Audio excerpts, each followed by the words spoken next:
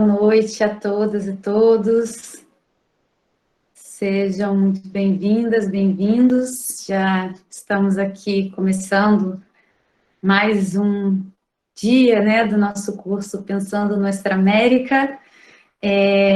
Ainda um pessoal entrando aos poucos, mas já vi que duas das nossas três convidadas já estão. Oi, Thalíria, como está? Tudo bem? Que bom vê-la. Tudo bem? Tudo jóia. E a Suya, creio que estou a pronunciar errado. Suya, por favor. Hola, compañeras, ¿cómo están? Bien, Muchas gracias usted. por la invitación. Gracias. E o pessoal já está aqui entrando, eu fico um pouco tentando falar e tentando ao mesmo tempo recepcionar todo mundo aqui, mas hoje, em virtude também do nosso tempo, né, nós temos três grandes convidadas que muito nos honra, né, ter, né, a oportunidade de estar com a Thalíria aqui, está com a Suya, está também com a Mônica Cunha, que vai entrar um pouquinho mais tarde, porque ele está numa atividade, mas também sabendo das atividades que vocês têm, das agendas, né, nós não vamos atrasar o nosso início hoje, né, aqui da nossa atividade. Então, quero agradecer muitíssimo, Thalíria, pela sua presença, assim, uma honra demais aqui, né, esse curso que é a primeira edição do curso Pensando Nossa América, e tê-la aqui debatendo esse tema tão importante para a gente. Você que é, né, uma referência para nós nas lutas, nos debates, então eu estou muito, muito honrada mesmo com a tua presença aqui. A nossa companheira argentina, né, que está aqui também para nos brindar com a sua presença, participação e debate tão importante para pensar a luta, né, pelo aborto seguro e legal na nossa América, em nossa América, e também avançar nessa pauta, nesse debate aqui no Brasil. E eu vou passar sem mais, né, grandes delongas, passar aqui para a Dani, para ela fazer uma apresentação de vocês, e depois a gente já passa para você, Thalíria, para você aí, enfim, né, nos brindar com a tua presença. A gente está com tempo, né, de no máximo aí 30 minutos para cada uma, né, o nosso curso começa às 18 e vai até às 20, entendendo, Thalíria, né, pensamos nesse planejamento de tempo, mas se por acaso você não puder ficar até às 18, super compreensível, tá? Contamos com a tua presença, mas também entendemos caso você precise aí sair durante a atividade. Uma bebê chorando, batendo na porta, mamando, derrubando alguma coisa. Exato. Então, é isso, gente. Dani, é com você agora e estamos aí. Boa noite para todo mundo que está chegando. Olá a todas, todas e todos. Meu nome é Daniele, eu sou aluna do curso de graduação de Serviço Social da Universidade Federal de São Paulo. Eu sou uma mulher branca, tenho cabelo castanho escuro liso, estou com um casaco preto, ao fundo tem uma parede cinza. Eu queria agradecer a presença de todos que estão aqui, da coordenadora do curso, né, Joana. Também queria agradecer a coordenadora Cláudia, ela não está aqui, mas o agradecimento vale. Queria agradecer a presença da Mariana, que vai fazer a mediação conosco, e a todos os inscritos. É muito satisfatório para nós vermos quantas pessoas estão interessadas em aprofundar seus conhecimentos sobre os temas que nós temos trago nesses encontros. Também queria agradecer a presença das convidadas. Mônica Cunha ainda não chegou, mas eu vou fazer uma breve apresentação das três. Então, Sushai Lutz, eu acho que seria essa pronunciação, também não estou certa, é advogada formada pela Universidade de Buenos Aires. Ela integra a organização Abrindo Caminos, na construção da Marea Verde em Argentina. Como a professora disse, é uma luta pelo aborto legal e livre na Argentina. Temos, mais tarde, a Mônica Cunha se juntará a nós. Ela é técnica em educação social e ativista brasileira, é cofundadora do Movimento Moleque, integrante da Coalizão Negra por Direitos e do coletivo Aliança Antirracista, além de colaboradora da Comissão de Defesa dos Direitos Humanos. Por último, mas não menos importante, temos a presença de Thalíria Petroni, que possui graduação em História pela Universidade do Estado do Rio de Janeiro e é mestra em Serviço Social pela Universidade Federal Fluminense. Ela tem atuação como professora na rede pública de ensino e é deputada federal do Estado do Rio de Janeiro pelo PSOL. Como a professora disse, cada convidada terá no máximo 30 minutos para fazer suas exposições, e após as 3 falarem, nós teremos uma rodada de perguntas. Então, por favor, inscritos, coloquem seus questionamentos no chat. Se vocês quiserem abrir o microfone para fazer suas perguntas, também avisem. Tem uma função aqui no Meet que tem esses 3 pontinhos na parte de baixo da tela, então se vocês clicarem aí, vocês podem colocar a opção de legendar as falas das convidadas, no idioma de sua preferência. Então, a ordem das falas seguirá primeiramente Thalíria, em seguida a Suchai e, por último, a Mônica. Então é isso, Thalíria, você tem a fala. Olá, gente. Muito boa noite. Vou olhar aqui o horário que eu comecei para tentar marcar meu tempo aqui. Vou tentar trazer algumas reflexões, usar um tempo menor possível para depois a gente poder trocar. Queria agradecer muito por essa troca, por esse momento de diálogo, em especial pela conjuntura que o Brasil e o mundo vive, a América Latina também vive, uma crise sem precedentes, que eu entendo que não é apenas uma crise sanitária, é uma crise civilizatória e que chega no corpo de nós mulheres de forma muito dura, né? Então, eu acho que nada mais oportuno para pensar nossa região, para pensar a Latinoamérica, para pensar o sul global, inclusive, e para pensar as nossas lutas enquanto mulheres e tantas lutas transversais e estruturantes do nosso feminismo nesses tempos tão duros, né? Muito obrigada, eu acho que vai ser uma noite de muita troca, não tenho dúvida, e que vai ajudar a gente a produzir saídas para esses tempos, né? Bem, eu fiquei pensando como contribuir hoje, né? E talvez pensando um pouco o meu lugar na luta coletiva. Eu estou deputada, mas eu sou professora de história, professora de um conjunto de favelas da Maré, e mulher negra mãe, num país com essas marcas, né? Talvez este lugar seja o lugar que a gente tem que pensar um pouco o nosso feminismo, né? E agregando aí o que é lugar de mulheres como nós, mulheres negras, nas favelas e periferias, nas quebradas do Brasil. Não tem como pensar as lutas feministas sem pensar essas realidades objetivas. E eu entendo que o próprio conceito de interseccionalidade, ele passa por essas questões. O feminismo, no meu ponto de vista, é a ideia de que nós, mulheres, somos gente.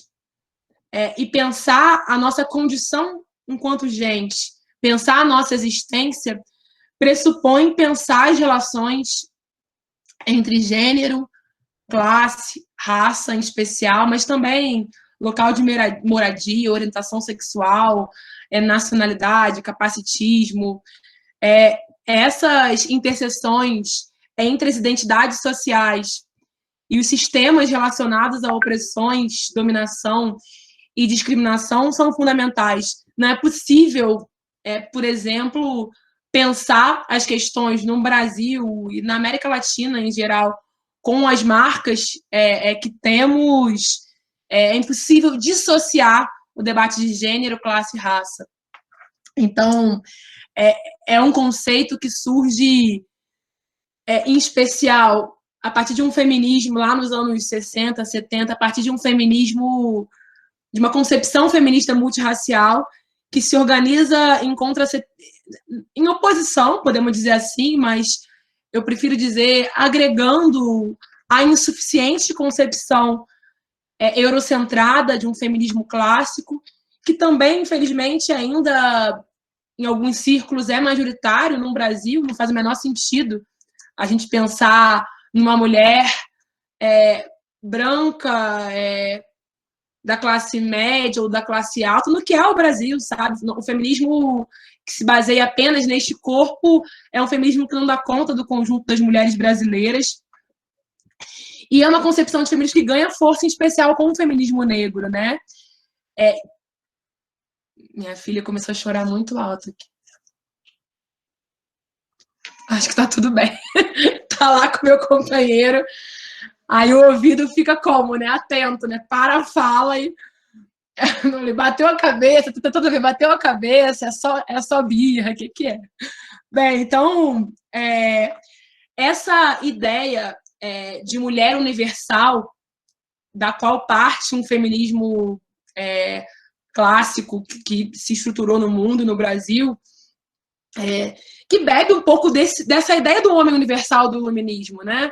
Que é o homem branco inserido numa lógica heterocisnormativa. A gente precisa pensar a que serve, no meu ponto de vista, partir deste lugar. Eu acho que a abordagem feminista que me parece importante para a emancipação da maioria das mulheres e para que a gente possa construir um horizonte em que todas as mulheres são gente, precisa partir de uma realidade concreta. Então, quando a gente pensa essa concepção de feminismo interseccional, e vamos lá em Angela Davis, em Mulher, Raça e Classe, ela faz um histórico do movimento sufragista estadunidense e vai explicando o quanto as mulheres brancas de classe média lutavam pelo direito ao voto, um direito legítimo. Eu hoje estou parlamentar porque muitas mulheres lutaram, muitas sufragistas foram às ruas pelo direito de votar, de serem votadas, de participar do jogo democrático. É uma luta importantíssima.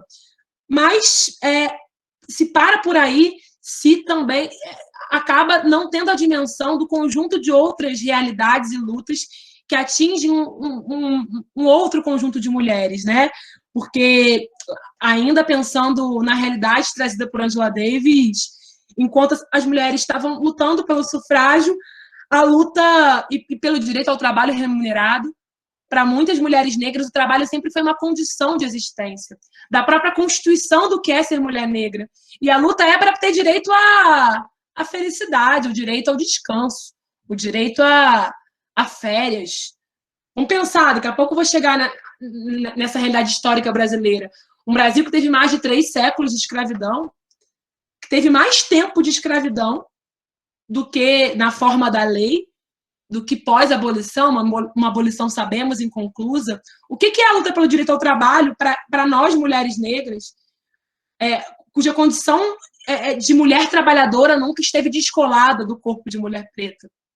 Então, e quando a gente pensa, também pensando as teóricas e quem está formulando sobre esse feminismo interseccional, mesmo que não use o próprio conceito de interseccionalidade, eu acho que a primeira pessoa a pensar que no Brasil, num feminismo negro, num feminismo que incluísse a diversidade brasileira, e, na verdade, os elementos que estruturam a realidade das mulheres brasileiras, me parece que a gente precisa beber lá em Lélia Gonzalez, que traz a concepção de uma classe trabalhadora mais precarizada, que tem cor, tem gênero, tem CEP.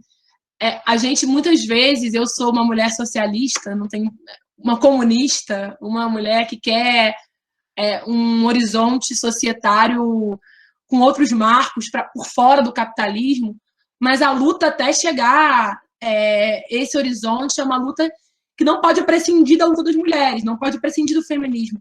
Mas o nosso feminismo também não pode prescindir do que é a cara da mulher brasileira, da mulher trabalhadora. Por muitas vezes partimos de uma concepção de classe trabalhadora, que é uma classe trabalhadora etérea, né, que voa no ar, que está lá na porta da fábrica da Europa do século XIX, que não inclui a trabalhadora doméstica, por exemplo, que num Brasil que ainda tem quartinho de empregada. Do mesmo modo, por muitas vezes, algumas concepções de feminismo, e me perdoe se eu estiver sendo dura, mas acho que é preciso ser, porque algumas narrativas têm que ser desconstruídas. Por muitas vezes, o feminismo não dá conta do que é a realidade da maioria das mulheres. Não nos serve. Eu sou uma grande defensora, obviamente, da legalização e regulamentação do aborto.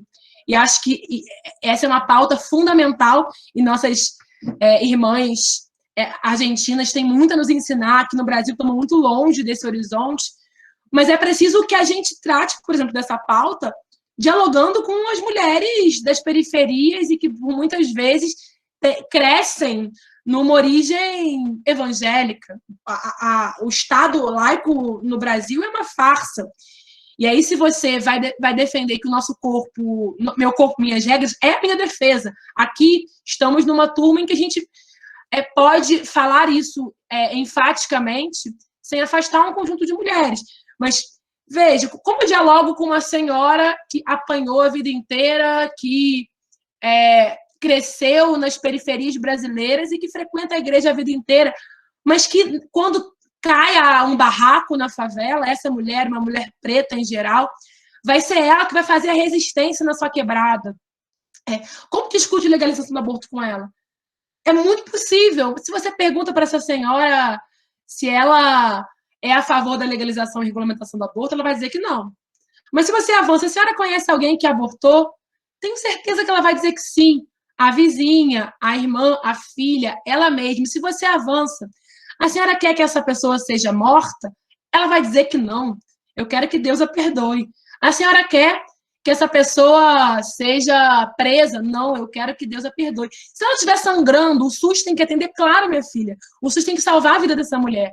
Essa senhora é a favor da legalização e regulamentação do aborto. Então, por muitas vezes, a abordagem feminista se afasta de um conjunto de mulheres. E acho que essa é uma reflexão importante, do mesmo modo, o feminismo liberal, que traz bandeiras importantes, como que às vezes nos unificam, enfrentar a violência contra a mulher, mas por muitas vezes trata da ascensão da mulher ao poder, simplesmente.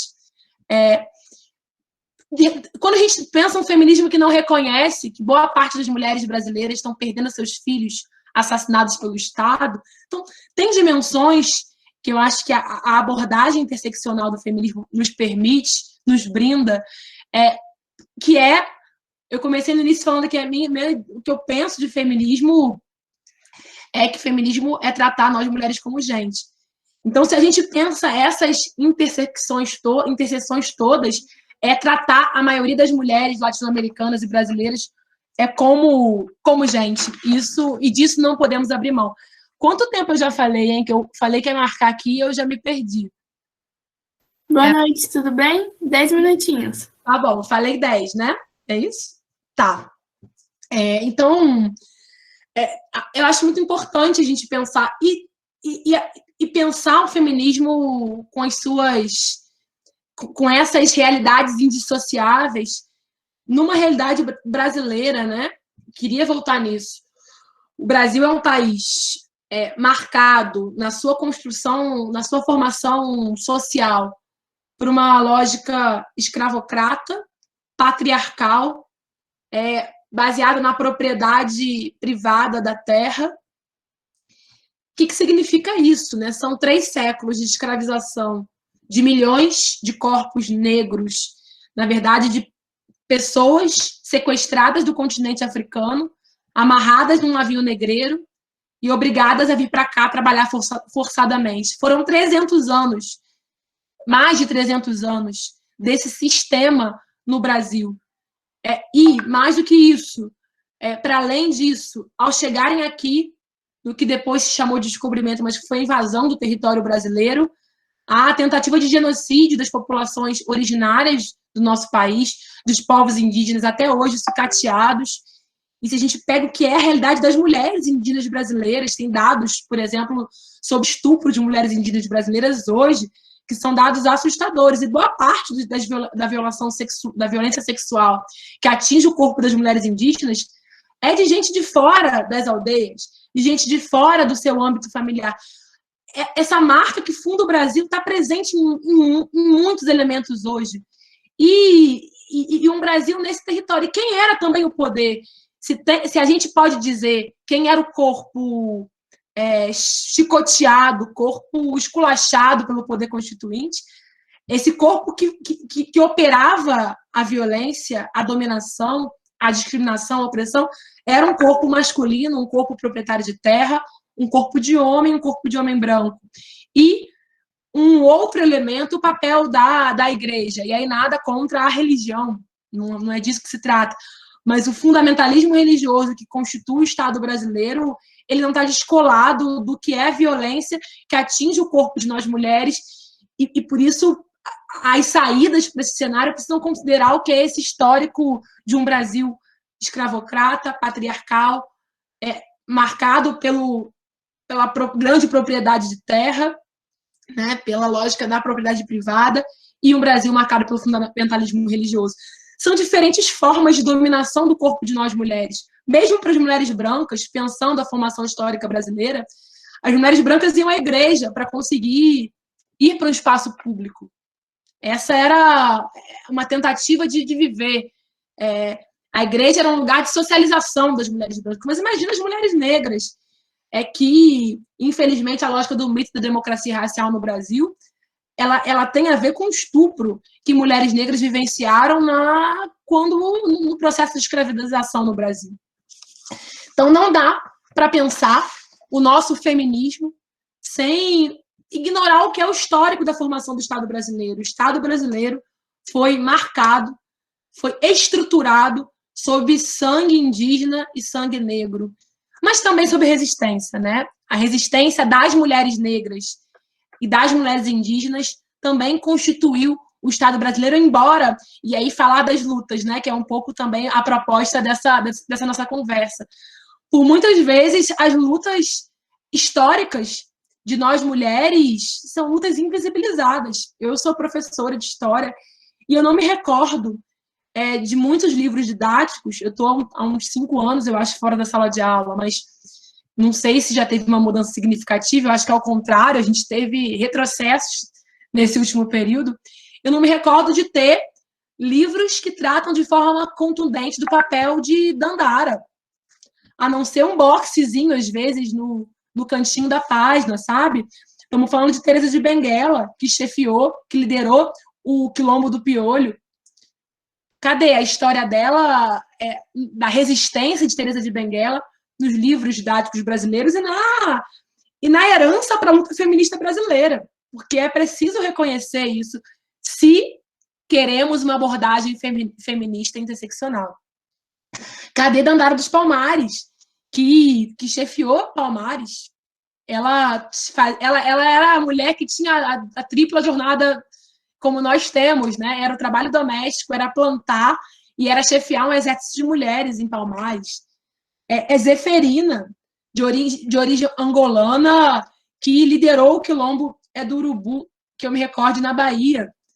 E poderíamos falar, pensando na história mais recente, porque eu acho que a luta quilombola e a luta das mulheres indígenas se soma também à luta camponesa, de Margarida Maria Alves, lá na década de 30, membro das ligas camponesas, sindicalista, percussora dos direitos das mulheres camponesas. Então, são tantas dores históricas na formação do Estado brasileiro que atinge o corpo de mulheres, em especial de mulheres negras, camponesas e indígenas, mas também tantas resistências, e por muitas vezes as dores, em alguma medida, são invisibilizadas, seja pelo mito da democracia racial, seja pelo momento que a gente está vivendo no Brasil, que é um momento de tentar diluir essas lutas, invisibilizar essas lutas, mas também essas resistências e lutas históricas que, quando eu penso que horizonte queremos, como construir uma saída feminista anticapitalista,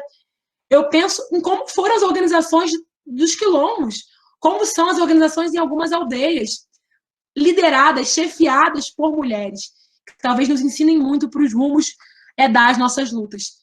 A gente poderia seguir pensando historicamente o que foi a primeira grande greve geral no Brasil, liderada por mulheres, em 1917, nas fábricas brasileiras, e 100 anos depois, o que foi em 2017 uma das maiores greves no Brasil, liderada por mulheres, porque foi uma greve da educação, e somos maioria de profissionais de educação. Então, nós mulheres sempre estivemos, sempre fomos o corpo onde a dor chegou com mais força, mas onde também a resistência se via protagonizada, embora invisibilizada na contação dessas histórias, né? Bem, dito isso, Mariana, me conta aí quanto está meu tempo. Faltam 9. Tá bom.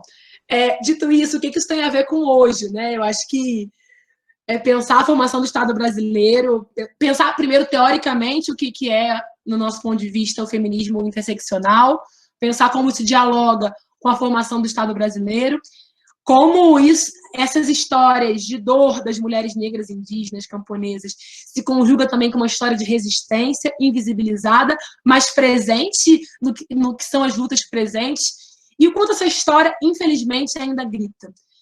Enquanto essa história ainda ela é muito evidente. É meio desesperador pensar o que o Brasil está vivendo hoje, né? Eu acho que o mundo vive a maior crise sanitária que as nossas gerações vivas experimentaram, mas é uma crise sanitária que agudiza, no caso do Brasil. Um Brasil desigual, um Brasil que é um segundo país mais desigual do mundo, um Brasil em que a terra ainda não foi coletivizada e socializada, um Brasil que, infelizmente, hoje bate recorde de desempregados, em que metade da população brasileira é uma população onde faltam itens nutricionais na mesa. E isso tudo não dá para descolar do que é a realidade de nós, mulheres. Porque, infelizmente, esse momento agrava uma realidade anterior, de mulheres serem maioria entre as desempregadas, de mulheres negras em especial. É chocante quando a gente pensa dados de 2018, do rendimento médio, a diferença entre negros e brancos é chocante. O rendimento médio de pretos e pardos é de R$ 934 no Brasil de 2018, deve ter piorado agora. Quando pensamos de brancos, é de R$ 1.846. E se a gente faz o recorte de gênero aí, a gente vai ver uma realidade em que mulheres negras recebem 70% a menos que homens brancos. É algo inadmissível. Então, a gente está falando de uma precarização da vida com a crise sanitária que vai atingir o corpo das mulheres brasileiras. E essas mulheres têm cor, porque a classe trabalhadora brasileira, ela é mulher, e ela é mulher negra. E quando pensamos uma diversidade mais ampla, ela é indígena. A situação que hoje, com a degradação da natureza, com o ecocídio, que faz parte do genocídio em curso, o ecocídio, isso chega no corpo das mulheres indígenas, das mulheres ribeirinhas, quilombolas, de forma muito assustadora.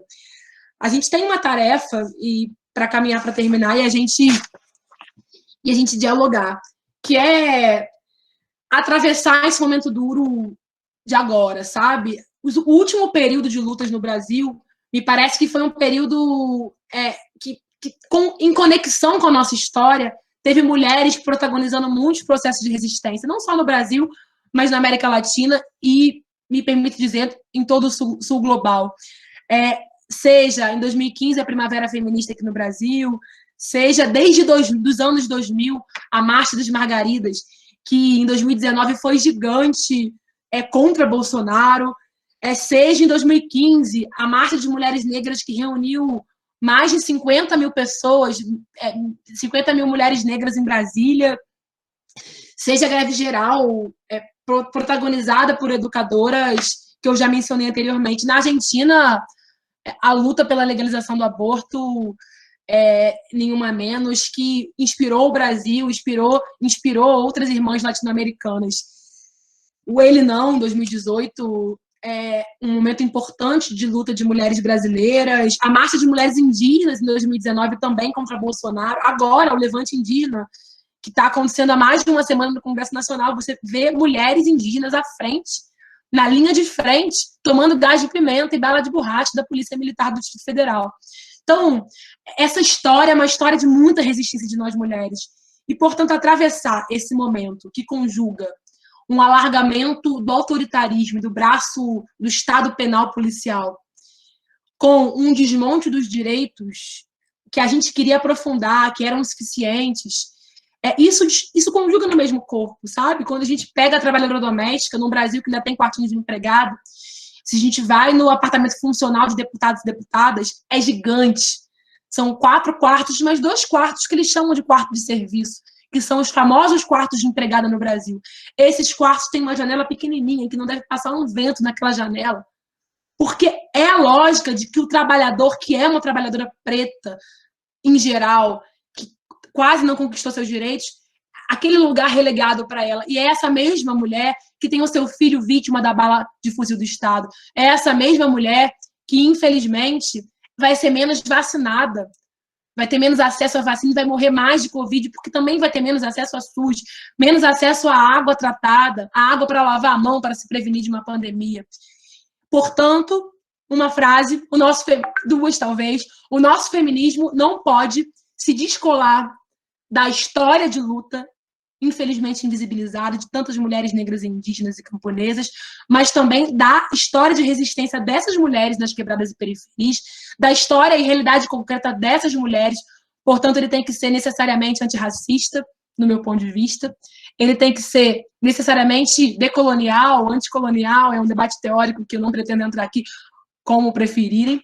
Necessariamente anticapitalista e popular, e também ecológico, porque essas dimensões são dimensões muito necessárias para que todas as mulheres sejam gente, para que todas as mulheres possam ser livres. Então, não sei se eu passei do tempo, se eu passei, peço desculpas, e estou aqui na escuta, muito bom estar com vocês. Foi ótimo. Maravilha, Thalíria, maravilha, maravilha, muito bom, sempre muito bom ouvi-la e mais uma vez eu agradeço, né, aí junto com a Cláudia, com as nossas extensionistas, né, a elaboração e o pensar desse curso, essas mesas tão ricas, tão potentes, né, com essas mulheres que nos inspiram. Então, muito bom, mais uma vez estar com você, agora virtualmente aqui, Thalíria, mas me sinto muito honrada com a tua presença. Eu vou de imediato passar para a Suia, mas eu quero também já saudar a presença aqui da Mônica Cunha, que Ela já saiu chegou. de novo. Saiu? Saiu. Daqui a pouco ela volta, mas a Mônica Cunha já está aqui com a gente, eu estava vendo o rosto dela aqui, e a Cláudia Mazei, que que também coordena esse curso comigo, professora também do curso de graduação e pós-graduação em serviço social da Unifesp, da Universidade Federal de São Paulo. Mas para a gente seguir aí na sequência das mesas, Suia, com você, muitas graças por tu presença. Es un gusto para nosotros terla conosco y con nosotras y también quiero saludar y agradecer por toda la disponibilidad de tiempo y también mi conversación. Muchas gracias. Bueno, buenas tardes a todas, a todes, a todos. En primer lugar, agradecer, la verdad que me parece un encuentro súper interesante, a Joana que me invitó y me estuvo guiando en estos meses antes de participar, y en general a las organizadoras. Me parece que son tiempos de mucha inestabilidad y muy complejos en América Latina y que es necesario este tipo de encuentros. Además, le agradezco que hoy no está, pero creo que ustedes van a tener el placer de escucharla el 21, si no me equivoco, a Mabel Lucci. Ella es una feminista, queer, activista histórica en Argentina, fundadora de muchos de los procesos que vivimos nosotras y nosotres acá, y siempre me abre puertas para poder compartir este tipo de experiencias, así que bueno, el 21 ya la van a conocer quienes no tengan el placer. Lo que voy a intentar hacer ahora es contarles un poco cómo fue el proceso de lucha en Argentina por aborto legal, llegando al 2018 con las características centrales de ese proceso, pero también voy a tratar de hacer algún tipo de cronología de la historia de nuestra lucha, porque me parece importante empezar a recuperar cierta paciencia y la historicidad de determinados procesos que muchas veces solamente se ven los momentos de estallido o de triunfo en nuestro caso, pero hubieron muchísimos años de una lucha, si se quiere, invisibilizada, y también hubo muchos años de hitos importantes en nuestro país que fueron abriéndonos los caminos para la conquista de la ley. Voy a ir leyendo porque tengo mucho temor a que no se me entienda bien y que hable muy apurada y que entonces sea para peor, pero ustedes cualquier cosa me cortan o me hablan por el chat, me dicen si algo no se entendió, si utilizo algún tipo de modismo que no se entienda, lo que necesiten, ¿sí? Bueno, para comenzar quisiera aclarar a qué nos referimos en Argentina cuando hablamos de marea verde. Se trata del proceso de lucha por aborto legal desarrollado en el 2018, el cual desencadenó en un gran movimiento de masas de los feminismos por conquistar este derecho. El color verde es el símbolo de nuestro pañuelo que adoptamos en el año 2003. En el año 2005, estaba leyendo el chat por las dudas. En el año 2005 se da la fundación de la Campaña Nacional por el Derecho al Aborto Legal, Seguro y Gratuito, que se da a conocer un 28 de mayo, que es el Día Internacional de Acción por la Salud de las Mujeres, con una recolección de firmas a favor de la despenalización y la legalización del aborto.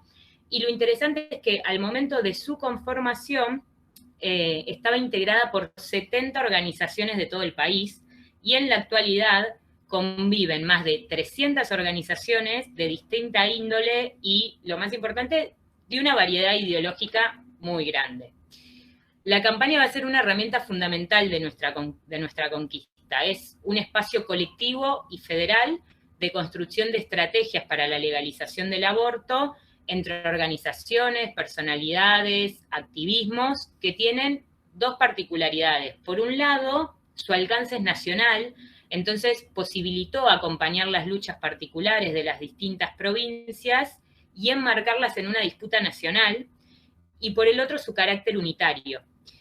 A su vez, una de las estrategias fundamentales fue la presentación de proyectos de ley de interrupción voluntaria del embarazo de manera sostenida desde el año 2007, redactados a partir de plenarias, o sea, asambleas nacionales de la campaña, y revisados y mejorados por esa misma instancia año tras año, lo que fue generando un trabajo continuo de incidencia legislativa.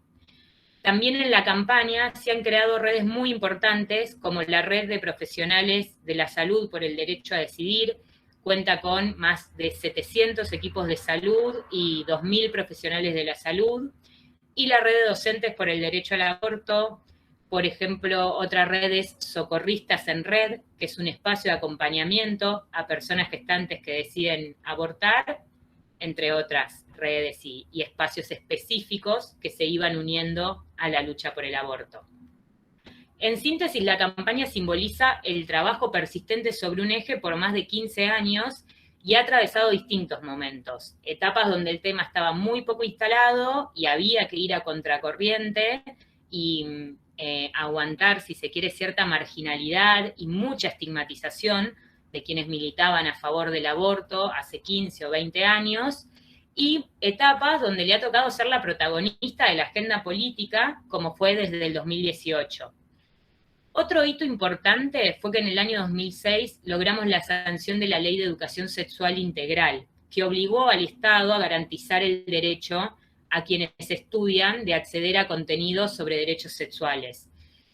Con limitaciones en su aplicación y con negativas de parte de los sectores conservadores y religiosos, ha permitido la incidencia de una perspectiva de género en los ámbitos educativos y ha formado a generaciones en una perspectiva más amplia. Recién con la presentación en el año 2010 del proyecto de ley, la campaña obtiene por primera vez la firma de 50 diputados y diputadas de todos los bloques con representación parlamentaria en el Congreso. Sin embargo, van a pasar 7 presentaciones más hasta que llega a su efectivo tratamiento en el año 2018. Posteriormente, en el 2012, hay un antecedente muy importante en nuestra lucha, que es el fallo FAL de la Corte Suprema de Justicia de la Nación, que desarrolla una interpretación amplia de las causales de aborto legal en nuestro Código Penal. Con estos antecedentes y saliéndome un poco del eje aborto, en Argentina hay 2 hitos muy importantes para el movimiento de mujeres y diversidades, que va a vivir un crecimiento exponencial en los últimos años, en los últimos 6 años. Por un lado, la hermosa tradición de los encuentros nacionales de mujeres, hoy renombrados en encuentros plurinacionales de mujeres, lesbianas, trans, travestis y no binarias, espacios muy amplios en donde nos autoorganizamos para garantizar espacios de debate sobre distintos temas, ejes. Estamos todo un fin de semana intercambiando entre mujeres y diversidades de distintas tradiciones y trayectorias. Son en general momentos muy movilizantes que cambian la perspectiva de muchas mujeres y disidencias. Y, por ejemplo, estos encuentros pasaron de tener 35.000 asistentes en 2014 a 65.000 en 2015. Acá hago una aclaración que yo voy a hablar de algunas cifras que para Argentina no son muy significativas y quizás a la hora de pensarlo en Brasil, ustedes me pueden decir con mucha seguridad, 65.000 personas no es nada, pero para nosotros es bastante para nosotras, pero bueno, traten como de traspolar a cómo sería en sus dimensiones, ¿no? Por otro lado, ese mismo año, en el 2015, se desarrolla la primera movilización bajo el lema de Ni Una Menos contra la violencia machista. Esa movilización fue muy sentida por toda la sociedad, se dio a partir de un femicidio de Chiara Páez, que era una adolescente de apenas 16 años, y se convocó a una concentración frente al Congreso que reunió a 300.000 personas ese 3 de junio. Fue la primera gran manifestación de masas del feminismo para toda una generación más joven, y a partir de ese hecho, la agenda feminista va a adquirir otras dimensiones y va a tener expresiones muy masivas en las calles y en la vida social.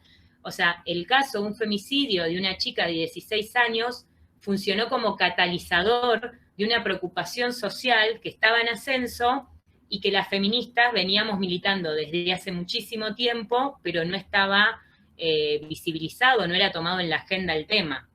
Esto también se verifica con que en 2017 tiene un gran acatamiento el primer paro internacional feminista, el 8 de marzo, y desde ahí sigue siendo una fecha muy importante. Un elemento clave de todos estos procesos es la unidad en la diversidad, la construcción de movimientos y herramientas con un objetivo común bien claro que une pese a las diferencias, y en paralelo un cambio cultural de la sociedad que no es lineal, tiene contradicciones y se sigue desarrollando. En este marco, y vuelvo a centrarme específicamente en la conquista de la ley de interrupción voluntaria del embarazo, no es posible entender cómo logramos nuestra ley en el 2020 sin el gran proceso que desarrollamos en 2018. El 19 de febrero de ese año presentamos el proyecto con una acción federal, es decir, en distintas plazas de muchas provincias y ciudades, en simultáneo, nos estábamos manifestando para que el proyecto de ley tuviera tratamiento, y lo logramos. ¿Cuáles fueron las claves de ese proceso en 2018?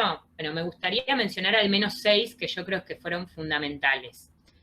En primer lugar, el debate sobre el aborto ganó la agenda pública y logró instalarse un argumento central que explicaba la necesidad de la legalización del aborto como una cuestión fundamental de salud pública. Así, se lograba superar la dicotomía entre aborto sí o aborto no. Se estimaba que en Argentina se realizaban entre 350.000 y 500.000 abortos por año, por ende, los abortos se realizaban de todas maneras. La sociedad tenía que decidir si quería que fuera en clandestinidad o poniendo en riesgo la vida y la salud de la persona gestante, o poder realizarlo de manera segura y gratuita en un centro de salud. Algunas estadísticas indican que la cifra de habitantes de Argentina que apoyan el aborto en ciertas circunstancias pasó del 64% al 75% entre 2014 y 2020. El segundo elemento, creo que en este marco se logró poner de manifiesto que había una cuestión de clase en la negativa a nuestro derecho. Si el aborto era una cuestión de salud pública negada, quienes tienen recursos para atenderse en centros de salud privada pueden acceder, y las personas gestantes pobres eran quienes ponían en riesgo su vida. No podría decir que fue una toma de conciencia general sobre este aspecto, pero sí que empezó a molestar cierta hipocresía de algunos sectores de la sociedad.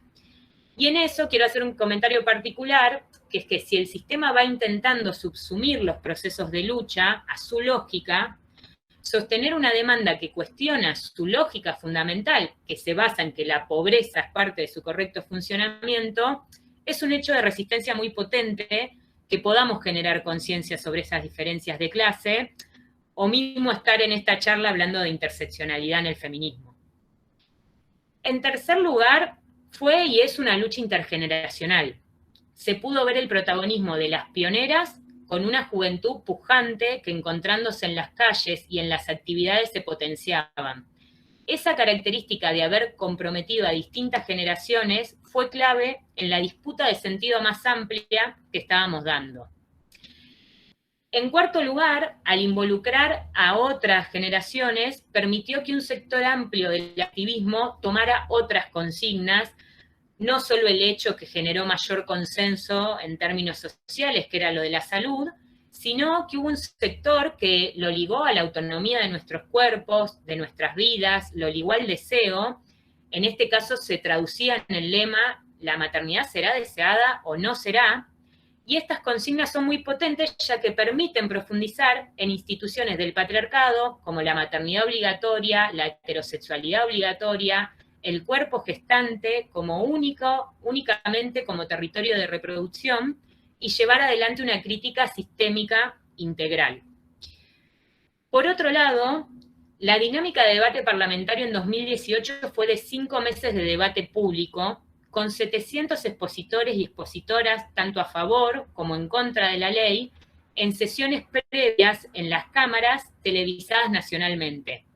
Por lo cual, y acá hay una característica muy potente de algo que a nosotras nos permitió mucho despliegue de iniciativa, y que lo consideramos fue un ejercicio de democracia participativa muy importante, ya que mientras se discutía en el Congreso, afuera del mismo se montaban lo que nosotros llamamos los martes y miércoles verdes, actividades de debate que mantenían la presión ocupando el espacio público, y por ejemplo, mientras estaban los expositores adentro, nosotras dábamos talleres para explicar determinados artículos de la ley, y se desarrollaban muchas iniciativas en apoyo, artísticas, recibíamos cartas de distintos sectores, todo eso realmente nos llenó de una potencia porque fue un proceso sumamente participativo por parte de la sociedad.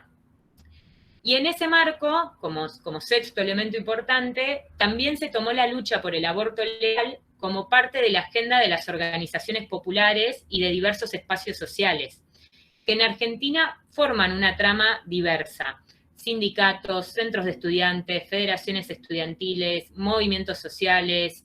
Fue realmente un proceso impresionante porque hablamos de cómo la demanda por la legalización del aborto ingresó en la agenda política, pero eso hubiera sido imposible y no hubiera sido suficiente si no existía organización popular que sustentara esa demanda. Y se vivía, gracias a que lo tomaron las organizaciones populares, el clima en esos 5 meses de debate de 2018 era que era un eje constante en la sociedad. O sea, vos tenías todo el tiempo invitaciones de venir a la Asamblea de Trabajadoras a discutir este tema, vení que en el barrio vamos a hacer lo que llamamos el pañuelazo, en la escuela vamos a hacer un taller sobre esto. Entonces fue realmente muy, muy importante, y en este sentido las manifestaciones, el ocupar las calles y el espacio público fue el escenario definitorio de nuestras luchas y la base sobre la cual trazar distintas estrategias. Y aún pese a ello, en 2018 perdimos la votación en el Senado, con millones de personas en las calles, gracias al lobby de los sectores conservadores y de las iglesias, fundamentalmente en nuestro país la católica, que tiene una influencia muy fuerte en el norte de nuestro territorio. Pero sin embargo, ese proceso nos empoderó como movimiento. Sabíamos que habíamos logrado algo histórico y que eso era un nuevo piso desde donde continuar. Realmente no se vivió como una derrota. Sí, había bronca y muchísima bronca, pero está la certeza de que habíamos ganado algo muy importante, que era la despenalización social, que habíamos sacado el aborto del armario.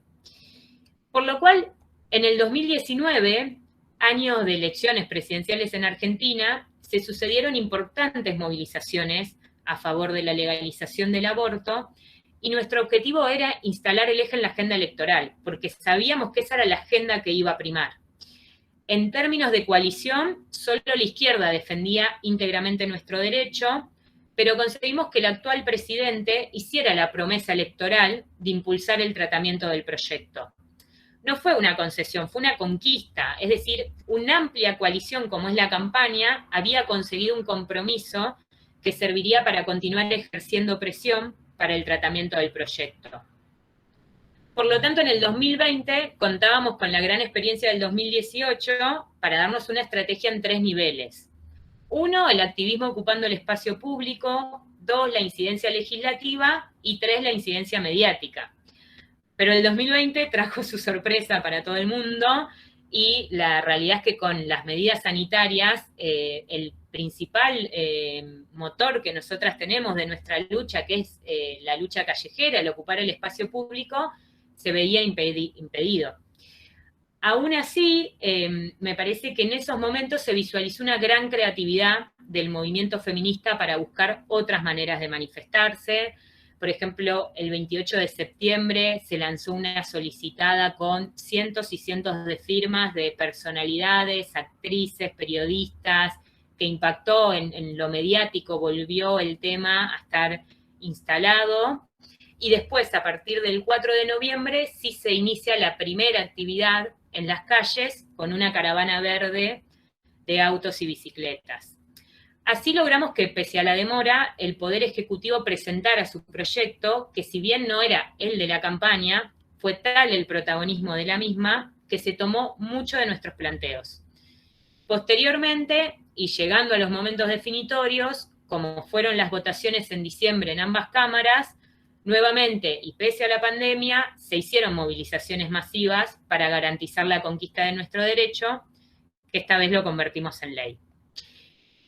Para finalizar, quisiera decirles que la lucha continúa, que la ley es un paso muy importante, un punto de inflexión, pero ahora tenemos grandes desafíos en su implementación. Aprobada el 30 de diciembre a la madrugada, se promulgó el 14 de enero y entró en vigencia el 24 de ese mismo mes. Ayer se cumplieron 6 meses de nuestra conquista y en estos meses hemos detectado una serie de obstáculos a enfrentar. Por un lado, la ley aprobada contempla la objeción de conciencia individual y regula la objeción de conciencia institucional, por lo cual nos encontramos ante el desafío de cambiar la lógica patriarcal del sistema de salud argentino. Me gusta retomar la voz de las compañeras de la red de profesionales que dicen que para garantizar un aborto no alcanza con ser médico porque no es una cuestión técnica, sino que es una cuestión política. Por otro lado, estamos exigiendo la inmediata libertad y cierre de causas a las personas criminalizadas y presas por abortar. En Argentina hay actualmente más de 1.500 causas penales por aborto. Por otro lado, la judicialización de la propia ley. Hasta el día de hoy se presentaron 32 demandas en contra de la misma. Por otro lado, hay deficiencias del sistema de salud en general, que con la pandemia se han puesto más a la vista, pero en particular con lo que hace al aborto, la no aprobación de alguno de los medicamentos que mejorarían el proceso, es algo que seguimos exigiendo. Por otro lado, la necesidad de incorporar el aborto en los planes de educación sexual integral y que la misma se aplique en todos los establecimientos educativos del país. Y por otro lado, hacer crecer la conciencia social sobre este tema. La conquista de la ley no nos garantiza el proceso social para realmente acceder a ese derecho. Los sectores conservadores, aparte, difunden información falsa y en los barrios más humildes es muy grande la influencia de las iglesias. Yo creo que el verdadero desafío para los feminismos en Argentina es ganar la conciencia de las personas gestantes de amplios sectores populares, principalmente del norte de nuestro país. Esperamos que esta lucha abra otras puertas en la región. Antes de la legalización en Argentina, el 97% de las personas gestantes en Latinoamérica vivían en países donde el aborto no es legal.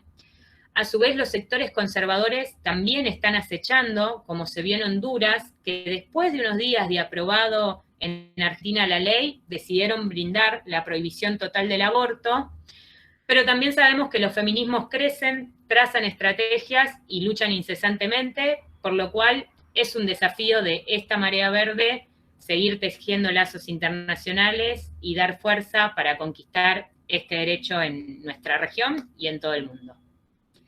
Gracias. Muchas gracias, Sushai. Para mí, creo que para la gran parte de todas y todos que le asisten, es la primera vez que escucha tan bien, de forma tan detallada, la parte de la trayectoria de las luchas y de todos los movimientos en Argentina, en la parte en que se diz de aborto seguro legal. Muitas graças. E mandar um beijo aí para a filhota da Talíria, que eu estou vendo aqui, coisa mais linda. E também passar para a Cláudia Mazei, que está aqui, então, para dar uma saudação aí para vocês. Olá, boa noite a todas, a todos e a todes. Aqui um enorme prazer poder estar contando com essa mesa incrível. Talíria eu conheço pela militância do PSOL. Suiaia, isso? É assim que se habla, Suaia? Sim? Tu hablavas de Mabel. Mabel também é uma amiga querida que nós outras nos encontramos muitos em encontros de ferramenta em Argentina. E também quero muito ouvi-la no dia 21. Mas graças e obrigada, Talíria, e Suiaia. Não é nem Suiaia, é Suiai. Pronto. Isso. Agora eu acertei. E agradeço imensamente as belíssimas falas das duas, né? Talíria trazendo uma realidade bem brasileira, né? Do que vivemos. Lógico que a luta por uma sociedade, né, sem preconceitos étnicos, raciais, de gênero e etc., ela é mundial, mas ela traz um retrato um pouco do que foi o Brasil, e a Suiai traz essa dimensão das lutas que ocorreram, né, principalmente na Argentina, e que para a gente é um enorme exemplo sempre, né, de superação, de organização, de luta, desde aí de sempre, e principalmente o grande movimento das Mães de Maio, né? Então, agradeço mais uma vez. Joana já voltou, passo, então, a palavra para a Joana de volta. Eu vou ver se tem, né, o que a gente tem aqui no chat, em termos de manifestação. Se alguém tem alguma manifestação, aproveitar aqui as nossas convidadas, aproveitar que a gente está aí com uma folguinha no tempo, né? Então, isso é muito bom também. Então, eu vou deixar aberto aqui para o pessoal e depois eu faço as minhas considerações em relação ao que eu gostaria, enfim, também de ouvir, né, de compartilhar aqui em termos, né, tanto de Brasil, mas também, assim, né, do que a gente tem de experiência e possibilidade de estar articulando com a Argentina essas lutas, tomando muito em consideração o que a Talíria também nos traz, né, quando a gente pensa essa organização, tanto pela luta pelo aborto legal e seguro, quanto por outros temas tão caros, né, para nós mulheres, a vinculação e articulação com uma leitura interseccional, né, de classe, raça e gênero. Então, vou aqui deixar para o pessoal, né, acho que as meninas aí estão vendo como que está a organização aí das questões, e daqui a pouco eu falo. A gente tem uma pergunta para a Talíria, primeiro, que é: em um país como o Brasil, onde as regiões têm se feito muito mais presentes nas prisões do que as próprias escolas, quais estratégias você acredita que poderíamos adotar para discutir sobre educação sexual, aborto, direitos reprodutivos dentro das prisões com essas mulheres? Várias questões nessa pergunta. Posso ir direto? Para responder? Pode ir, depois a gente faz a pergunta para a Suia. Então tá. Bom, primeiro, eu acho que o sistema carcerário brasileiro é uma das coisas mais escandalosas do Brasil, e que evidenciam esse Brasil colonial todo que a gente conversou, assim, nesse primeiro momento da fala, assim. é isso. Pensando em população masculina, a gente tem a terceira população carcerária em números absolutos do mundo, mas também pensando na população carcerária, são quase 900 mil homens privados de liberdade, 40% negros, 40% presos provisórios, majoritariamente negros. E se a gente aterriza para o que é a questão das prisões femininas, o cenário não é diferente. A gente teve um crescimento, se não me falha a memória, há muito tempo que eu não revisito esses dados, de crescimento de população carcerária feminina de mais de 500%. A gente tem, a maior parte das mulheres nas prisões. Diferentemente dos homens, veja que já é uma situação em ambos muito, muito absurda, muito dura, de super encarceramento, de injustiça, de racismo institucional, até de questão sanitária, né? Agora, quando pensa a realidade das mulheres, diferentemente dos presídios masculinos, não há filas nos presídios femininos de visitas, as mulheres são abandonadas e esquecidas pelos seus companheiros, familiares, e muitas vezes são mulheres encarceradas a partir, por exemplo, de tarefas secundárias, por exemplo, no comércio ilegal de drogas. Faço esse preâmbulo porque não podemos passar por aí indo direto ao ponto. Acho que é preciso reconhecer o que é a situação precária das prisões brasileiras, né? Falar de feminismo é também enfrentar a lógica do Estado penal que atinge o corpo dos homens, em especial homens negros, que são filhos de alguém, esposos de alguém, e as filas dos presídios masculinos estão cheias de mulheres negras, e é falar dos presídios femininos cheios de mulheres negras que não são visitadas. E aí, pensando os direitos sexuais e reprodutivos nas prisões, eu acho que é isso. Quando o Estado ele não chega com os direitos, a gente tem um papel da igreja muito, muito forte, né? E não é só nas prisões. Eu acho que a igreja ela ocupa muitas vezes o papel do Estado, e eu acho que é importante reconhecer uma coisa da qual a gente se afastou muito. Moana está aqui falando junto comigo, não sei se vocês estão conseguindo me escutar. Por muitas vezes a igreja é acolhida, a igreja é abraço, a igreja é comida, a igreja oferece aquilo que o Estado não oferece, só que vem junto, dependendo de que setores da igreja estão, né? Assim, não quero generalizar, acho que existem setores progressistas e que guardam os direitos de nós mulheres, inclusive, mesmo dentro, né? Agora, chega também com, muitas vezes, o fundamentalismo religioso, que tem elementos duros, como é a questão do controle do nosso corpo, né? Muitos dos direitos que a nós mulheres são cerceados são direitos, eles são justificados e legitimados pelo fundamentalismo religioso. E aí eu não posso dizer outra coisa, acho que a gente tem que ter mais Estado, primeiro de tudo. E olha que eu quero derrubar o Estado, veja, é contraditório. Eu, uma mulher que no meu horizonte emancipatório não acredito no Estado burguês, eu sou uma mulher que quero uma outra sociedade, mas essa lógica do Estado mínimo, essa lógica do desfinanciamento, ela abre brecha para, num Brasil marcado pelo fundamentalismo religioso, a igreja chegar. E é nas prisões, mas é em todos os lugares. Eu acho que, então, a gente tem que lutar para ter investimento nesses serviços. E sinceramente, eu não consigo pensar em outra coisa nesse cenário, senão a gente sair desse ciclo que a gente está, sinceramente, porque a gente tem Se antes já era difícil falar de legalização do aborto, agora a gente tem um governo onde o fundamentalismo religioso está dentro do Ministério dos Direitos Humanos. É um negócio... É isso, que para resolver a questão do aborto e da gravidez precoce, se preconiza a abstinência sexual, institucionalmente.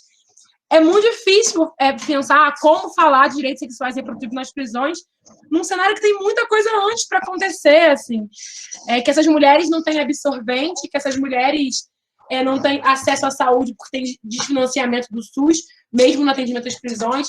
Então, acho que, por um lado, termino com isso, a tarefa nossa é a gente ampliar, fazer uma luta para que tenha mais investimento público para direitos, inclusive direitos da população carcerária. E, num segundo plano, eu acho que tem a ver com tanto a produção acadêmica quanto a produção da luta do nosso feminismo, que precisa cada vez mais se popularizar para atingir um conjunto maior de mulheres que às vezes se afastam com a maneira como a gente aborda a nossa luta, que muitas vezes parece identitária. Eu não gosto da abordagem identitária. Eu acho que o debate interseccional é justamente a junção de luta. Então, não tem muita resposta. Trouxe aqui reflexões, mais dúvidas, mas talvez alguns caminhos para a gente avançar no cenário dramático dos direitos sexuais e reprodutivos das mulheres, seja nas prisões, seja fora delas. Não entrei aqui no debate que envolve as mulheres gestantes, que eu acho que também é um elemento, sabe? As mulheres no cárcere grávidas, que são separadas dos seus filhos. Depois podemos falar sobre isso, porque esse é um outro capítulo que é dramático, gigante também. As mulheres têm seu direito à maternidade negado quando estão encarceradas. E isso discute também direito sexual e reprodutivo. Mas, enfim, por hora, um pontapé aqui. Oi, filha. Muito obrigada, Thalíria. Muito obrigada. Agora temos uma pergunta da Mariana Santos para a Suchai.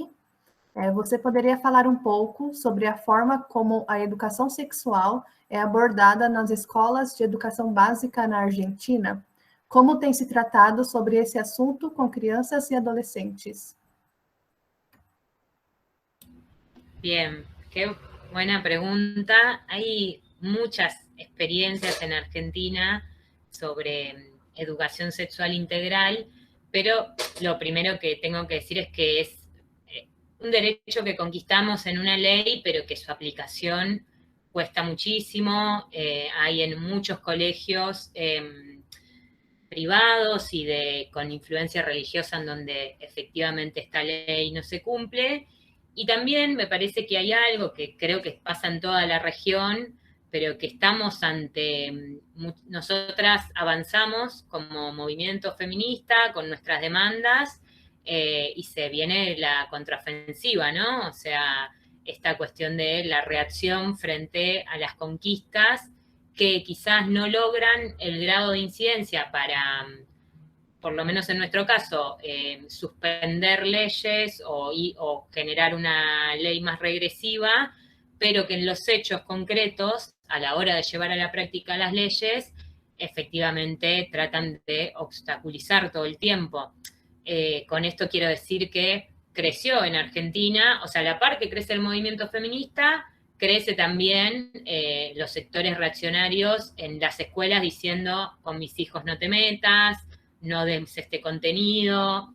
Creo que es un movimiento que atraviesa toda la región, creo que también tiene claras intencionalidades políticas, que hay financiamiento de ONGs a nivel internacional para tratar de detener nuestro avance, y también creo que genuinamente mucha gente, muchos sectores populares, muchos trabajadores y trabajadoras desconfían muchas veces de la educación sexual integral y de las ideas que se pueden llegar a transmitir a partir de la misma. Entonces, es una disputa de sentido mucho más amplia, no solo del contenido que se da en esas clases y los temas, sino primero como llegar a consensos más amplios de que es necesario eso en las escuelas.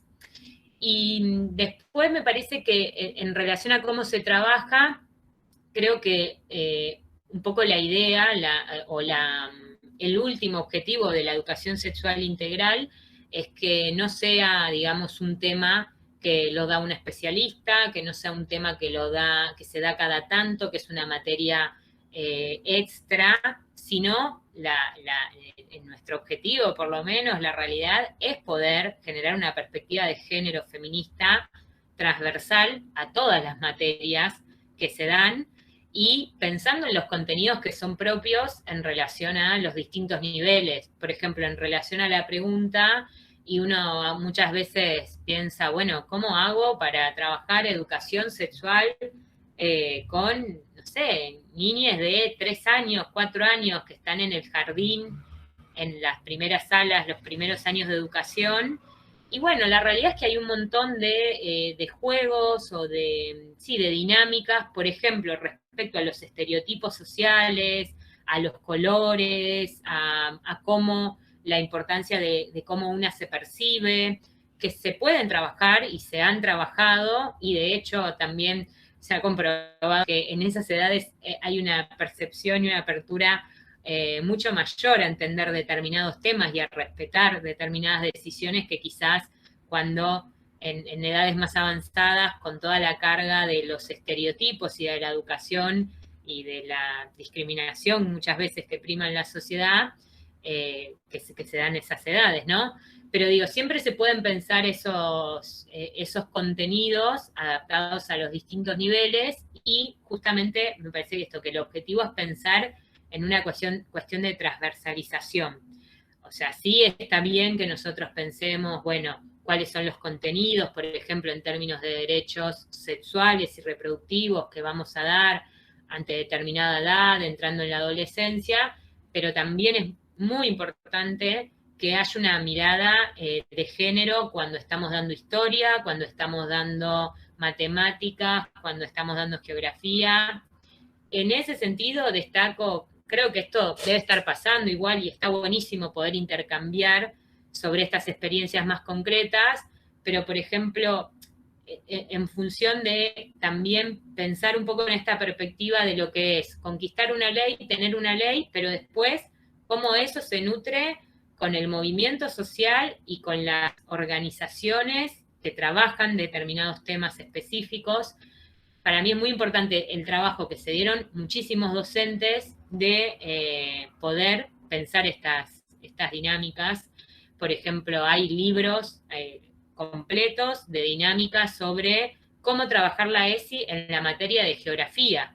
Quizás si me preguntabas hace, no sé, 15 años, decía, no sé si alguien le va a poder encontrar la vuelta, es medio complicado, y hay un libro entero a disposición de docentes.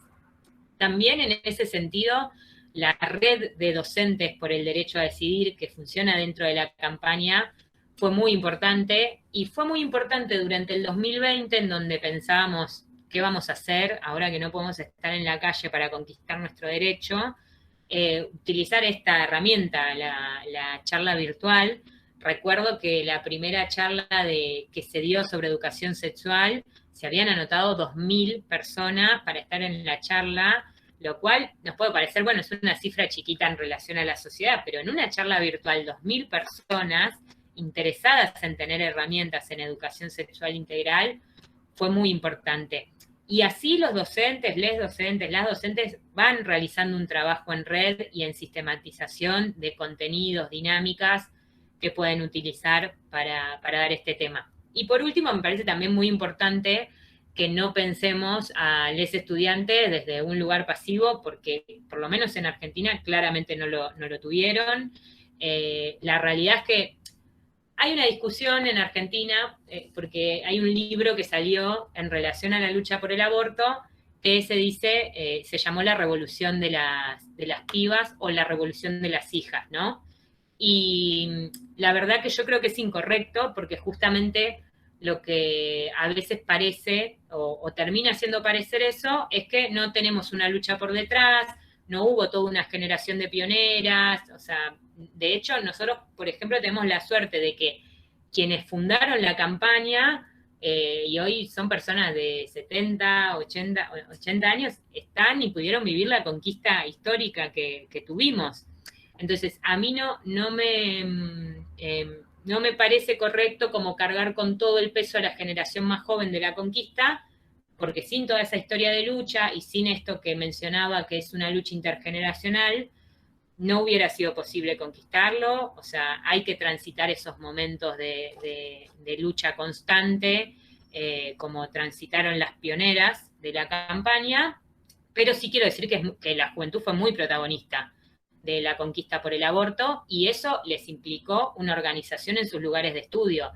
Les implicó que cuando había que ir a movilizarse por el aborto, tomaran sus escuelas, les implicó que les exigieran a sus docentes educación sexual integral, les implicó la organización de los centros de estudiantes para que ese contenido se diera en las escuelas, y fueron y son sujetos completamente activos en la participación también de ver, o sea, de controlar qué contenidos se dan en el marco de la educación sexual integral y cuáles no, y los cuestionan, se organizan y luchan por eso. Entonces, eso es muy importante.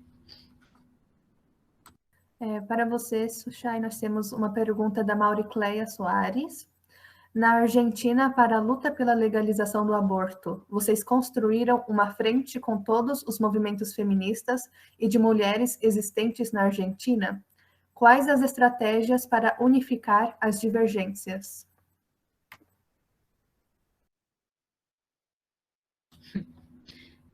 Es muy difícil la pregunta porque es como lo que a todas nos gustaría poder responder para distintas luchas. ¿Cómo hacemos esto que es tan difícil, no? A ver, yo creo que ese frente existió, ese frente es la campaña. Hay algunas organizaciones que están por fuera y participaron de la lucha por el aborto, pero sin lugar a dudas, como les decía, o sea, hoy en la campaña lo integran 300 organizaciones.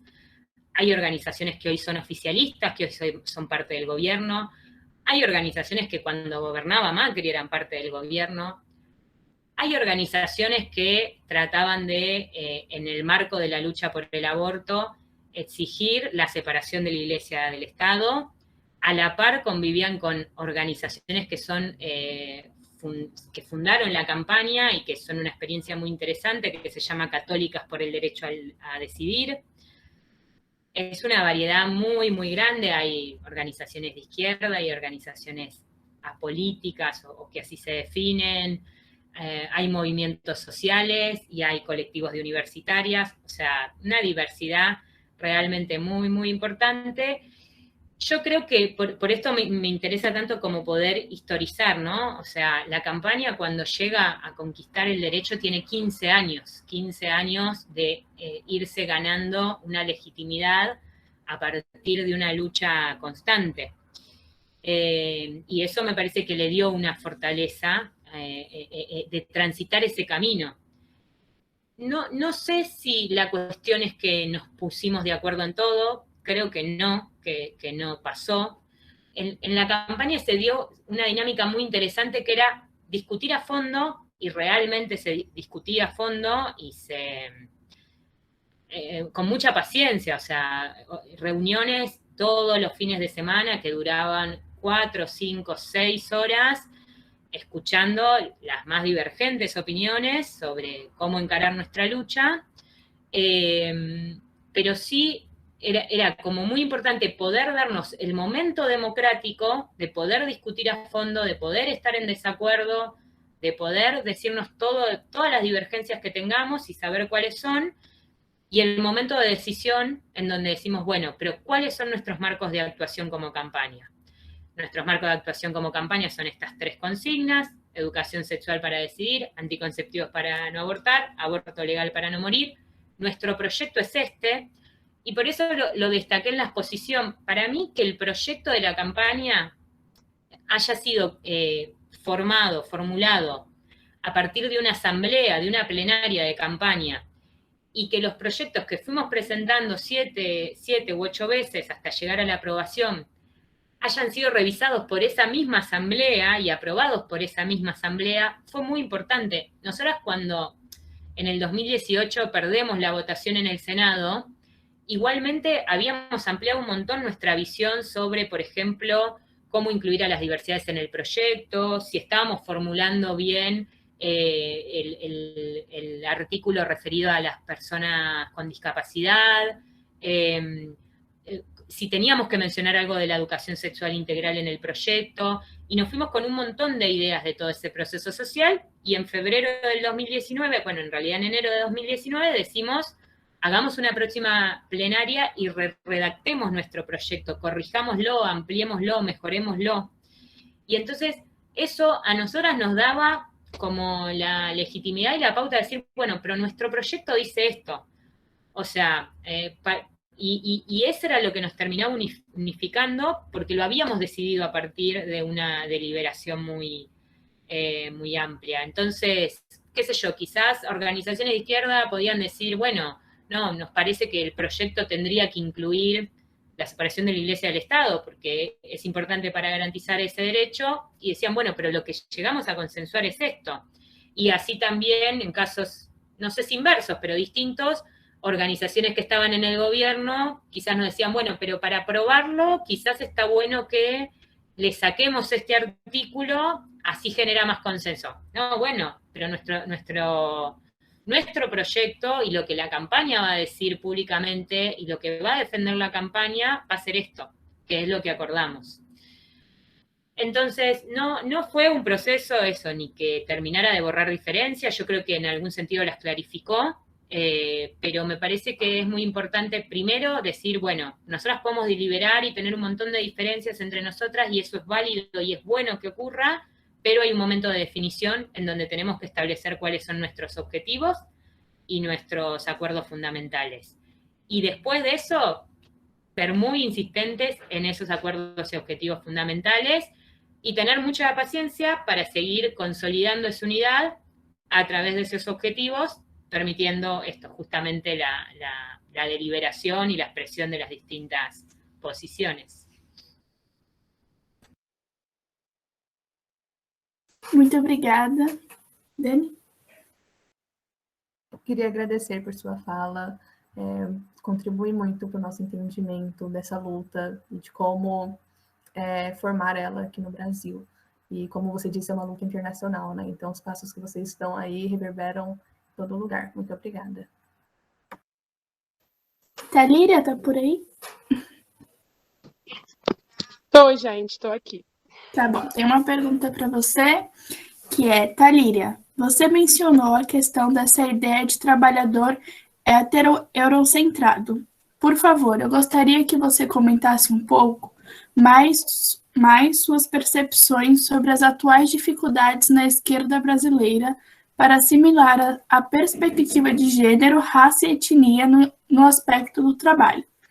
Também os avanços e horizontes que nós, militantes, podemos seguir para superar essa visão de um proletariado branco industrial, observando a realidade da classe trabalhadora brasileira.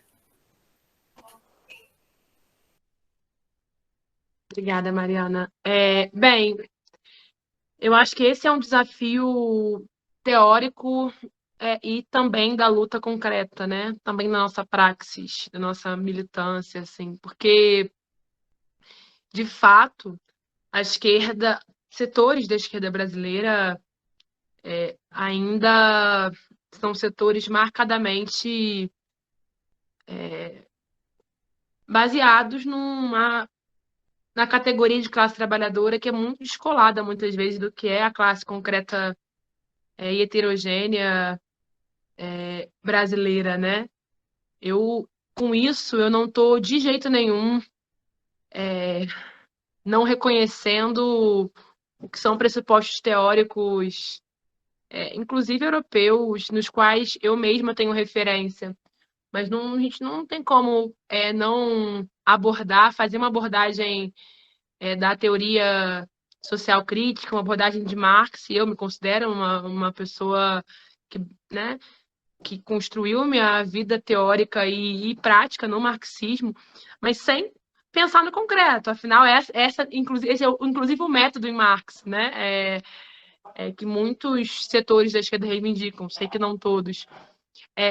Então, é um desafio porque como a gente pensa num horizonte emancipatório, um horizonte, numa estratégia de emancipação humana, se a gente de liberdade dos trabalhadores e trabalhadoras, numa outra noção do que é a relação entre homens, mulheres e natureza, que é um pouco da concepção do próprio socialismo que eu reivindico enquanto ecossocialista, se a gente não parte da classe concreta, porque é com essa classe que a gente vai transformar essa sociedade, a gente vai romper as fronteiras do capitalismo, é ao lado dessa classe, é sendo essa classe, é muitas vezes atrás dessa classe, né?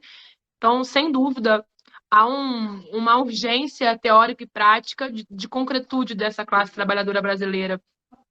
E num Brasil com essas marcas, a classe trabalhadora brasileira, ela é necessariamente negra, indígena, mulher, camponesa, ela ama, sabe? Ela é transexual, ela é sapatão, ela é isso, ela tem as múltiplas dimensões de uma classe. E quando eu penso racismo, para mim, esse talvez seja a minha maior angústia, com algumas formulações que tratam da questão racial como um apêndice, sabe? Como uma questão temática.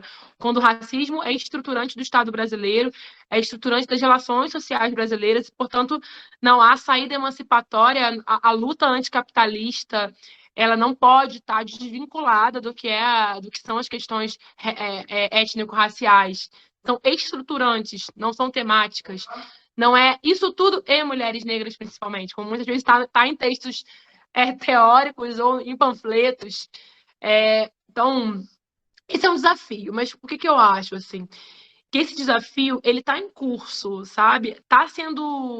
Tem avanços muito importantes de acadêmicas, de intelectuais negras, de militantes negras, de parlamentares negros, de mulheres fazendo política nos movimentos negras, indígenas, que contribuem para a gente construir um horizonte dessa classe concreta, sabe? Eu não tenho dúvida que talvez um dos maiores, dos mais dinâmicos movimentos hoje, nesse momento em movimento, é o das mulheres negras no Brasil, assim. A luta antirracista encampada por nós mulheres em especial, é uma luta que tem, no meu ponto de vista, ganhado uma dinâmica muito grande e tem influenciado os setores da esquerda a uma abordagem, nós da esquerda, a uma abordagem que não seja uma abordagem identitária do debate antirracista dessa classe concreta. Eu preciso também reconhecer, por fim, eu vi que a Mônica Cunha entrou aí, que, do mesmo modo, no meu ponto de vista, a gente também precisa afirmar qual é a concepção também de luta antirracista que queremos, sabe? Eu acho muito importante uma conjugação dessas abordagens que envolve classe, gênero e raça. E o debate da colonialidade também, para mim, essas questões são indissociáveis. E sendo indissociáveis, também não nos interessa só que alguns negros e negras alcancem o poder, que alguns negros e negras enriqueçam, que alguns negros e negras se empoderem, porque isso não vai libertar, como eu falei lá no início, as trabalhadoras domésticas, que são a maioria do povo brasileiro. Então, é um desafio imenso, sabe? Não é fácil, porque é um desafio que envolve desconstruir saberes eurocêntricos, ter a generosidade de se abrir para saberes que são ancestrais,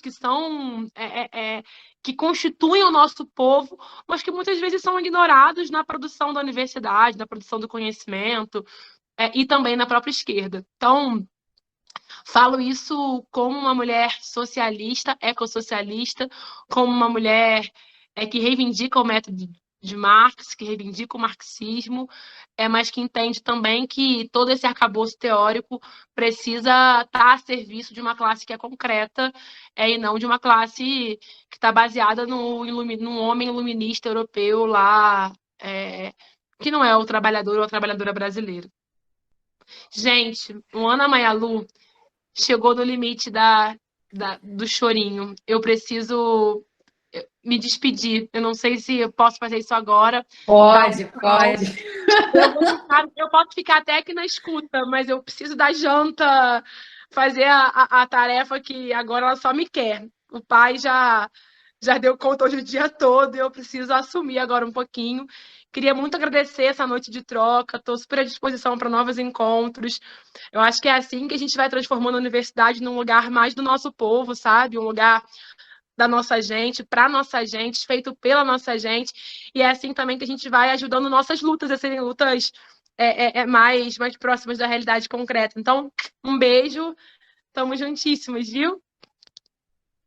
Talíria, Muitíssimo obrigada. Muitíssimo obrigada, um prazer muito grande tê-la aqui. A gente agradece não só a tua incrível fala, né, sempre muito vigorosa, muito vital, né, como você é, né, essa mulher forte, vital, vigorosa, de luta, mas também pela disponibilidade do tempo, sabendo da tua agenda, pela bebezinha nova, por tudo. Então, assim, é mais do que um prazer, mais do que uma honra, né? A gente sabe, sobretudo quem é mãe, eu não sou mãe, mas acompanho as minhas amigas mães, a gente sabe os desdobramentos que isso tem. E eu te agradeço muitíssimo, obrigada por tudo, e espero que a gente tenha aí muitos e muitos encontros pela frente, viu? Um forte abraço e um beijo na tua pequena. Beijo grande. Tchau, tchau. Tchau, tchau. E só para fazer um link, né, a Talíria falou bastante aqui da questão do debate decolonial, né, lembrando que o nosso último encontro do curso, nós teremos o professor César do Peru, que é um dos maiores pensadores, eu gostaria de dizer que, na minha avaliação, o maior pensador da vida e obra de Aníbal Quijano, né, então é indispensável estarmos aqui, porque é um debate profundo, com um grande mestre, sem descuidar do método marxiano, sem descuidar da radicalidade, né? Então, teremos aqui um grande mestre para fazer esse debate com a gente com muita profundidade. Enfim, eu gostaria aqui, mais uma vez, de agradecer muito a Xuxá, agradecer muito a Talíria, agradecer a Mônica, porque está aqui, a gente vê que ela está fazendo aí os desdobramentos para dar um oi, para falar, mas esse mundo virtual realmente nos limita, né, no sentido de poder dar sequência, às vezes, nas agendas e nas possibilidades de manter aqui o contato. Eu gostaria, muito brevemente, né, também, de fazer algumas observações com base aqui no que nós tivemos hoje da apresentação da Talíria, na apresentação da Xuxá, em relação ao que a gente pensa e discute quando vai falar tanto dos direitos reprodutivos, tanto da questão da liberdade, né, do corpo, de como que nós, mulheres, ainda somos vistas e situadas, né, numa sociedade tão machista, né, numa sociedade que ainda se funda, né, nas matizes do patriarcado, mas pensar isso, né, como a Talíria falou, e eu me senti, assim, muito contemplada também, de quando a gente pensa esse debate fazendo a interface com a condição das mulheres, sobretudo negras, periféricas, com baixa escolarização. Só, né, um breve dado, as pesquisas que eu venho desenvolvendo com as mulheres privadas de liberdade, a minha última produção, né, foi especificamente com mulheres não jovens, né, ou seja, com mais, pelo Estatuto da Juventude, 29 anos, mas nesse caso, mulheres com mais de 40 anos que ingressam no mercado informal e ilícito de drogas. Eu trabalho, né, com a perspectiva e com a leitura de mercado de drogas, na condição de mulas ou varejistas, enfim, ocupando cargos muito, digamos assim, de baixa importância dentro dessa escala global, que é esse mercado, e elas são aprisionadas, e quando ingressam nesse sistema, não só, né, com esse panorama que a Talíria fala, desde a pobreza menstrual, de não ter absorvente, das condições, né, de poder ter ali o acesso que por lei deveria ter, mas que acaba não tendo, a gente tem um aprisionamento em massa de mulheres que sofrem a degradação permanente do mundo do trabalho. Esse mundo do trabalho que não é assegurado, não é regularizado, ou seja, essas mulheres, elas têm ciclos geracionais, né, de ingresso no mercado informal e ilícito, né, no caso, boa parte das mulheres na condição laboral de trabalhadoras domésticas. Quando chegam, então, né, aí nos seus 40, 45 anos, 50 anos, sem nenhuma proteção social, né, sem nenhum acesso, por exemplo, à proteção social no mundo do trabalho, como a possibilidade futura de aposentadoria, essas mulheres, elas se veem completamente desalentadas, né, como eu narrei, despossuídas do ponto de vista do direito, né, do acesso aos direitos sociais, e que, portanto, né, precisam manter e seguir mantendo os seus meios de subsistência. E o mercado de drogas, então, ele ingressa, né, essa possibilidade de trabalho no mercado de drogas, ocorre muito nessa condição varejista, né? O que é o varejo, né? É a venda de pequeno porte, é a venda dentro do próprio circuito socioespacial do seu bairro, né? O Brasil é o maior consumidor em crack no mundo, né? E as maiores varejistas de crack no mundo também são as brasileiras, né? São as mulheres que mais vendem crack, né? E a gente vai ter, por exemplo, nas narrativas dessas mulheres, a relação de analogia como vender balinhas, como vender jequiti, como vender natura, né? Porque é essa abordagem que elas fazem, tanto de venda, mas também das suas casas como espaços de uso e comercialização. Isso a nível nacional, né? Quando a gente pensa, essa pesquisa ela foi feita nas 5 regiões do país, né, a gente vai ver distinções culturais, étnico-raciais, enfim, a gente vai ter um conjunto de elementos que, por vezes, colocam esse país tão diverso do seu ponto de vista, né, cultural, social, clima, né, mas quando você vai ouvir as vozes dessas mulheres, as narrativas dessas mulheres, nós vamos ter um eixo estruturante que é a desigualdade produzida por uma sociedade capitalista, né, e que vai ter como a relação de produção, a relação digamos assim, como o Mésaros diz, né, de expansão, o contraponto com a destruição. E a destruição é da classe trabalhadora, a destruição é do Estado, né, desse Estado que, como a Thalíria disse, a gente quer combater, mas, por outro lado, a gente precisa, dentro dessa sociedade capitalista, forjar lutas no sentido de garantir, né, que esses segmentos, historicamente, desalentados, né, destituídos de direitos, possam ser sujeitos de direito, possam acessar, né, direitos sociais.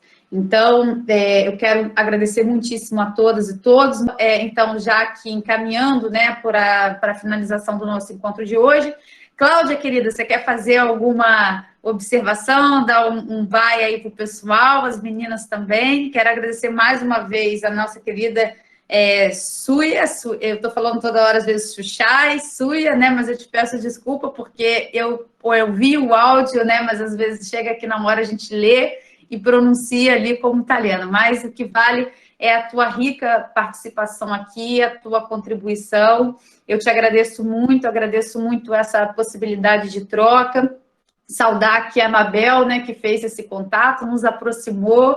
Não tenho dúvida que essa aproximação ela vai, né, seguir nas lutas e nos debates. Muito bom tê-la aqui com a gente no Brasil, né, na Universidade Federal de São Paulo. E, sem dúvida, para todos e todas aqui que estão, né, foi um momento muito importante de poder conhecer mais de perto essa luta e organização política, né, que também, né, muito limitadamente, para quem não está envolvido no debate, assiste muito, muito limitado pelos meios de comunicação aqui no Brasil, né? A gente não tem Telesur, né? Eu digo no canal aberto, a gente precisa buscar, então acredito que para todas e todos que estão aqui foi uma noite riquíssima. Quero agradecer às extensionistas, exatamente, né? Por todo o apoio, por estarem aqui o tempo todo nos apoiando e fazendo esse evento acontecer. E a vocês que ficaram aqui com a gente, a Cláudia e o meu beijo. Claudinha, pode despedir aí do pessoal e tá tudo ótimo. Gente, dá também uma boa noite a todos, a todas e a todos, né? Agradecer mais uma vez as convidadas pelas brilhantes palestras, falas e o debate aqui, as perguntas também, as pessoas que perguntaram, e perguntas muito importantes. E aqui também, só deixar um beijo para todo mundo e convidá-las para o dia 14 agora, não é isso? Isso. Uma mesa muito boa. Olha, eu sou suspeita para falar da mesa, né? Mas no próximo encontro nós teremos a honra, né, da presença da professora Cláudia aqui, né, que é uma referência nos debates sobre trabalho e gênero, né? Aí eu sempre vou me enrolar para falar, mas é a grande referência para a gente debater a feminização da pobreza. Então eu quero te agradecer demais e pode falar aí da mesa, Cláudia. Não, e vai ser uma mesa rica também, né? Porque felizmente a gente só tem problema com a Argentina no futebol, né? No âmbito teórico, nós somos companheiros, companheiras e vamos sempre estar juntos como irmãos. E teremos também a presença de mais uma intelectual da Argentina e da Gabriela também, que estudou o trabalho das trabalhadoras do sexo. Acho que vai ser bem interessante também. E agradecer, mais uma vez, a oportunidade de estar aqui nesse projeto tão importante e que tem sido abrilhantado aqui pelas diversas falas sobre a Nuestra América. Obrigada, gente. Obrigada, pessoal. Boa noite para vocês.